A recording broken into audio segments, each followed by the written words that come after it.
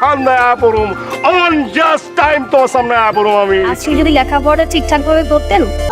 বছর শেষ হতে চলেছে, আর এ বছরের দেশীয় শোবিজে যত আলোচিত বিয়ের ঘটনা ঘটেছে সেগুলো নিয়েই আমাদের আজকের অনুষ্ঠান। চলতি বছর দেশের শোবিজে আলোচিত ঘটনাগুলোর মধ্যে ছিল বেশ কয়েকজন তারকার বিয়ে।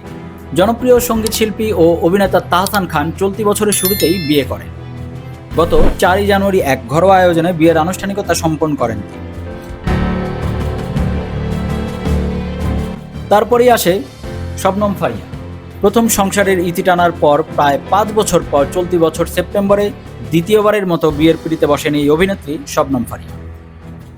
দুই পরিবারের ঘনিষ্ঠ সদস্যদের উপস্থিতিতে বিয়ের আনুষ্ঠানিকতা সম্পন্ন হয়। অভিনেত্রী মেহেদা বিন চৌধুরী বিয়ে করেছেন 14 ফেব্রুয়ারি, তবে 24 ফেব্রুয়ারি আনুষ্ঠানিকভাবে তা জানান তার স্বামী নির্মাতা আদনান আল রাজি। সঙ্গীত শিল্পী সাবরিনা পড়শি বিয়ে করেন 2024 সালের 4 মার্চ, তবে বিষয়টি তিনি গোপন রেখেছিলেন। চলতি বছরের 12 জানুয়ারি তিনি বিয়ের কথা প্রকাশ করেন। ছোট পর্দার অভিনেতা শামীম হাসান সরকার বিয়ে করেছেন গত 4 এপ্রিল। তার স্ত্রীর নাম আফসানা প্রীতি। শামীম হাসান সরকারের এটি দ্বিতীয় বিয়ে।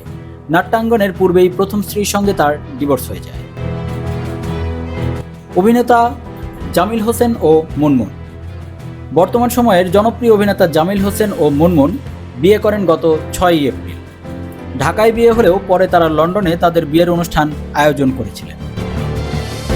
নগরবাউল খ্যাত রকস্টার মাহফুজ আনাম জেমস তৃতীয়বারের মতো বিয়ের পিঁড়িতে বসেছেন তিনি, তবে বিয়ের আগেই করে নিলেও এতদিন বিষয়টি গোপন রেখেছেন এই গায়ক। চলতি বছরের 22 অক্টোবর তিনি তার তৃতীয় স্ত্রী ও সন্তানের খবর প্রকাশ্যে আনেন। অমিতাভ রেজা চৌধুরী তৃতীয়বার বিয়ে করলেন নির্মাতা অমিতাভ রেজা চৌধুরী।